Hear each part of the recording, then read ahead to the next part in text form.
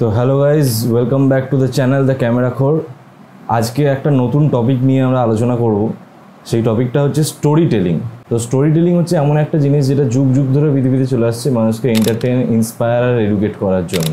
আর এটা এমন একটা স্কিল যেটা আজকের দিনে অনেক বেশি ইম্পর্টেন্ট, বিশেষ করে এই 2024-এ। আমরা ছোটোবেলায় মায়ের কাছে, দিদার কাছে অনেক গল্প শুনতাম, রূপকথার গল্প শুনতাম, সেগুলো আজ পর্যন্ত আমাদের মনে আছে। সেগুলো যদিও আমরা পরে কখনো শুনিনি, তবুও আজ আমাদের মাথায় রয়েছে। কেন জানো? স্টোরি টেলিংয়ের জন্য। স্টোরি টেলিং হচ্ছে আমাদের পৃথিবীতে শুরুর দিক থেকেই মানুষের সাথে একে অপরের মধ্যে কানেক্ট করার একটা অন্যতম একটা উপায়। তো এই স্টোরি টেলিংয়ের ওপর গোটা দুনিয়া চলছে। মুভিজ তোমাকে কি সেল করছে? টিকিটস? না, মুভিজ তোমাকে স্টোরি সেল করছে। বড় বড় ব্র্যান্ডসের অ্যাড তোমাকে কি সেল করছে? প্রোডাক্টস? না, তোমাকে স্টোরি সেল করছে। এরকম হাজারো উদাহরণ রয়েছে। তবে আজকে আমি তোমাদেরকে বলবো যে স্টোরি টেলিংয়ের প্রসেস কী। যে স্টোরি টেলিং তুমি যদি তোমার লাইফে ইমপ্লিমেন্ট করতে পারো, তাহলে কিন্তু সেখানেও অনেক বেশি উন্নতি আসবে। যে কোনো রকম স্টোরি পোর্ট্রে করার দুটো উপায় হতে পারে, যেটার মধ্যে দ্বিতীয় নাম্বারটা অনেক কমজনই জানে। যেমন, তো গত শুক্রবার আমি সকালে বেরিয়েছিলাম কলকাতা যাওয়ার জন্য। তো রাস্তায় কিছু দূর যাওয়ার পর আমার মাথায় আসে, তখন আমার খেয়াল আসে যে আমি হেলমেটটা আনতে ভুলে গেছি নিশার জন্য। আমি আমার হেলমেটটা ক্যারি করেছি, নিশার হেলমেটটা আমি আনতে ভুলে গেছি। তো তখন আমি রাস্তায় দাঁড়িয়ে একটা শোরুম থেকে হেলমেট পারচেস করি, তারপর সেটা নিয়ে কলকাতা যাওয়া হয় আমাদের। এখানে স্টোরিটা তো তুমি বুঝে গেছো, কিন্তু মজা নেই আ রাহা হ্যায়। এবার এই গল্পটাতে যদি আমি হালকা একটুখানি স্টোরি টেলিংয়ের মশলা দিয়ে দিই, তাহলে এটা শুনতে ঠিক এরকম লাগবে। তো আমার গোপ্রোটা তো লাস্ট উইক চলে এসেছিলো, ডেলিভার হয়ে গেছিলো, কিন্তু আমার গোপ্রোর অ্যাক্সেসরিজগুলো আমার দেখাচ্ছিলো এখনও 10 দিন টাইম লাগবে। তো তার জন্য আমি ডিসাইড করি যে আমি কলকাতা থেকে গিয়ে সেগুলো নিয়ে আসবো। তো ফ্রাইডে সকালবেলা আমি ঘুম থেকে উঠলাম, যথারীতি তৈরি হলাম, তারপর বাইকটা বের করলাম।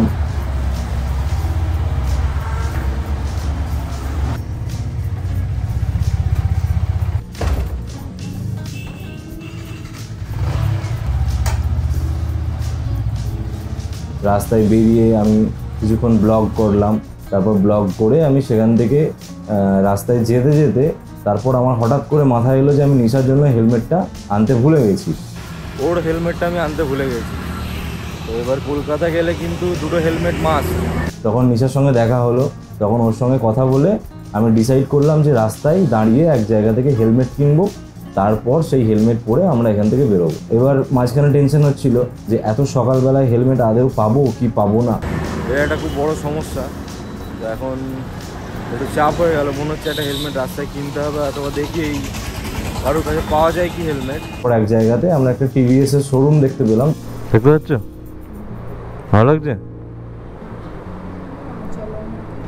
তারপর সেই শোরুম থেকে আমরা একটা হেলমেট পারচেস করলাম, তারপর সেই অবস্থায় আমরা সেখান থেকে কলকাতা গেলাম। পরের বার থেকে যখনই বেরোবো তখনই আমাকে মাথায় রাখতে হবে প্রত্যেকটা অ্যাক্সেসরিজ, প্রত্যেকটা জিনিস আমার সাথে আছে কি নেই, এই জিনিসটা মাথায় রেখে তারপর আমাকে ফার্স্টে বাড়ি থেকে বেরোতে হবে। নাহলে মাঝ রাস্তায় গিয়ে কিন্তু এরকম বিভিন্ন ধরনের সমস্যা হবে। আর সমস্যাগুলো আজকে হলো বলেই আমার কিন্তু এটা নেক্সট টাইম আমি খেয়াল রাখবো। তো তুমি এখন নিজেই বুঝতে পারছো যে এই সেকেন্ড টাইপের যে স্টোরি টেলিংটা, এটা কিন্তু অনেক বেশি ইমপ্রুভড এবং এটা শুনতে অনেক বেশি ভালো লাগলো। কারণ হচ্ছে এই স্টোরি টেলিংটাতে একটা আলাদা কনটেক্সট রয়েছে, এর সাথে রয়েছে ইমোশন। তো স্টোরি টেলিং মানে হচ্ছে গল্প বলা। তো স্টোরি টেলিং মানে শুধুই গল্প বলা নয়, গল্পটাকে তুমি কত ভালোভাবে পোর্ট্রে করতে পারছো, সেটাই হচ্ছে অ্যাকচুয়াল স্টোরি টেলিং। যেমন একটা ভালো স্টোরির কিছু বেসিক্স থাকে। তো প্রথম হচ্ছে স্টোরি ইমোশনাল হতে হবে, দ্বিতীয় হচ্ছে স্টোরিটা এনগেজিং হতে হবে, আর 3 নাম্বার স্টোরিটা মেমোরেবল হতে হবে। এ তো গেল স্টোরির কথা। এবার আসি টেলিংসের ব্যাপারটাতে। তো সমস্ত স্টোরির একটা স্ট্রাকচার থাকে। স্টোরি কখনো স্ট্রেট লাইনে যায় না, স্টোরিতে আপস অ্যান্ড ডাউনস থেকেই যায়। সেটা স্টোরিটাকে আরও বেশি ইন্টারেস্টিং করে তোলে। তো চলো স্টোরি স্ট্রাকচার নিয়ে কথা বলি। বেসিক্যালি স্টোরি স্ট্রাকচারে 5টা জিনিস থাকে।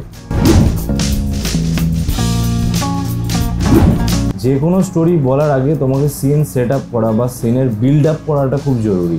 যেমন কোনো ব্যাক স্টোরি বা কোনো হিস্ট্রি, এই সমস্ত জিনিসপত্র স্টোরিটাকে আরও বেশি সুন্দর করে তোলে। যেমনটা ঠিক আমি করলাম, যে প্রথমেই আমি কিন্তু বলিনি যে হঠাৎ করে আমি কলকাতা বেরিয়ে গেলাম, আমার হেলমেটটা আমি আনতে ভুলে গেছি, একটা হেলমেট কিনে নিলাম। না, আমি কিন্তু তার একটা ব্যাক স্টোরি দিয়েছি, কলকাতা যাওয়ার একটা রিজন দিয়েছি যে আমার গোপ্রোটা আগের সপ্তাহে ডেলিভার হয়েছিল, আমার সেটার অ্যাক্সেসরিজ কিনতে হবে, তাই আমাকে কলকাতা যেতে হয়েছিল। তো এই ব্যাক স্টোরিটা শোনার ফলে কিন্তু অডিয়েন্স আমার সাথে অনেক বেশি, আমার স্টোরিটার সঙ্গে অনেক বেশি কানেক্ট করতে পারবে। ছোট ছোট ডিটেলসগুলো তোমাকে খেয়াল রাখতে হবে। যেমন আমি রেডি হলাম ঘুম থেকে উঠে, তারপর বাইক বের করলাম, রাস্তায় বেরিয়ে ব্লগ করলাম, কোথাও হয়তো চা খেলাম, তারপর আমার হঠাৎ করে খেয়াল আসলো যে আমার হেলমেটটা আনতে ভুলে গেছি। তো এই ছোটো ছোটো ডিটেলসগুলো স্টোরিটাকে আরও অনেক বেশি ইমপ্রুভ করে। তো নেক্সট হচ্ছে, তো কলকাতা যাওয়াটা তো নর্মাল, কিন্তু হেলমেটটা আমি ভুলে যাওয়ার পর আমি হেলমেটটা কিভাবে পেলাম। আমার হেলমেট অত সকালবেলা আমি বেরিয়েছি, সেই সকালে আমি হেলমেট খুঁজে পাচ্ছি না, রাস্তায় দোকান বন্ধ। তো সেই অবস্থায় আমি কিভাবে হেলমেটটা কিনবো, আমি কিভাবে কলকাতা যাব, এই চ্যালেঞ্জটা আমার স্টোরিটাকে ইন্টারেস্টিং করে তুলবে, সেইটা মানুষ দেখতে চায়। তো স্টোরিতে একটা চ্যালেঞ্জ থাকা অবশ্যই দরকার। চ্যালেঞ্জ দেখানোর পর মানুষ এটা জানতে চাইবে আমি চ্যালেঞ্জটাকে কীভাবে অ্যাকসেপ্ট করলাম, চ্যালেঞ্জটাকে আমি কীভাবে কমপ্লিট করলাম। তো যেমন আমি হেলমেটটা নেওয়ার জন্য একটা শোরুমে দাঁড়ালাম, সেখানে আমি হেলমেট নিলাম, হেলমেটটা মাথায় ফিট হচ্ছে কি দেখলাম, তারপর আমি সেখান থেকে বেরিয়ে কলকাতা গেলাম। তো এটা হচ্ছে প্লট। তো এই প্লটের পর একটা ভালো স্টোরি টেলিং হতে গেলে সেখানে যদি প্লটে একটা টুইস্ট থাকে তাহলে সেটা অনেক বেশি ইন্টারেস্টিং মনে হবে। তো আমার এই স্টোরিটার ক্ষেত্রে প্লটের টুইস্টটা হলো যে আমি অত সকালবেলাতে, সকাল তখন 8টা সাড়ে 8টা বাজছে, তখন আমি কিভাবে হেলমেট কিনবো। 8টা সাড়ে 8টার সময় কোনো দোকান খোলা পাবো কি পাবো না, আদৌ সেটা একটা চ্যালেঞ্জ ছিল।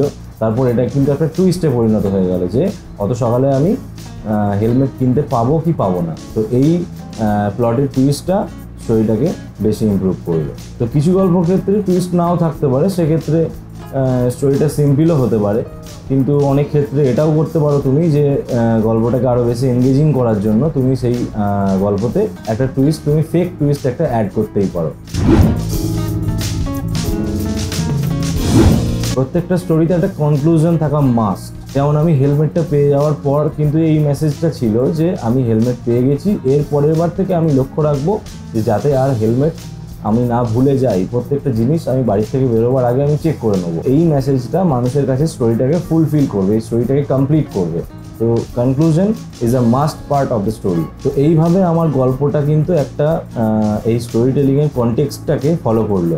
আর প্রত্যেকটা গল্পই কিন্তু একটা কনটেক্সটকে ফলো করে, তারপর সেই গল্পটা কিন্তু একটা প্রপার স্টোরি টেলিংয়ের রূপ নেয়। তুমি যা কিছু মুভি দেখো বা কোনো বড় ইউটিউবারের কোনো ব্লগ দেখো, তোমরা লক্ষ্য করবে যে প্রত্যেকটা গল্প কিন্তু একটা স্টোরি টেলিংয়ের একটা নির্দিষ্ট স্ট্রাকচারকে বেস করে কিন্তু স্টোরিটাকে তৈরি করে থাকে। তো এরপর যখনই তুমি কোনো মুভি দেখবে বা কোনো ভিডিও, কোনো ব্লগ, কোনো স্টোরি টেলিং দেখবে, তখন কিন্তু সেই ভিডিওর গল্প বলাটাকে, সেই স্টোরি টেলিংটাকে কিন্তু তুমি অ্যানালিসিস করার চেষ্টা করবে। তার মধ্যে কোথায় প্লট আছে, কোথায় চ্যালেঞ্জ রয়েছে, কোথায় গল্পতে টুইস্ট আসছে, কোথায় কোনটা প্লট, তো এই জিনিসগুলো তখন তোমরা অ্যানালিসিস করার চেষ্টা করবে, যার ফলে কিন্তু তুমি অনেকটা বেশি শিখতে পারবে। আর তোমরা যদি ভালো স্টোরি টেলিং শিখতেই চাও তাহলে কিন্তু আমি রেকমেন্ড করবো যে অনেক বেশি বেশি করে স্টোরি দেখো, ভিডিও দেখতে পারো, যে কোনো ধরনের ব্লগ দেখতে পারো, বেশি বেশি করে মুভি, ওয়েব সিরিজ এই সমস্ত দেখতে পারো। তার ফলে স্টোরি টেলিং সম্পর্কে তোমার একটা ভালো আইডিয়া চলে আসে। ট্রাভেলিং মন্ডেজ বলে একটা চ্যানেল রয়েছে ইউটিউবে, আমি তাকে ফলো করি বিশেষ করে তার স্টোরি টেলিংটার জন্য।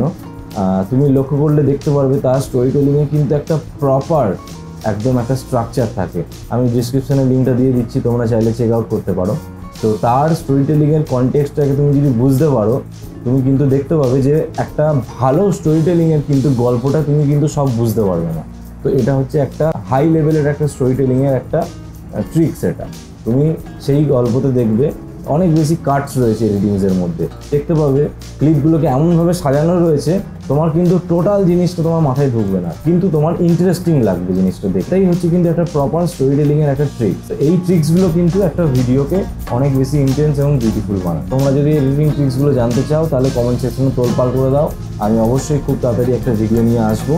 C you in the next video. ভালো থেকো।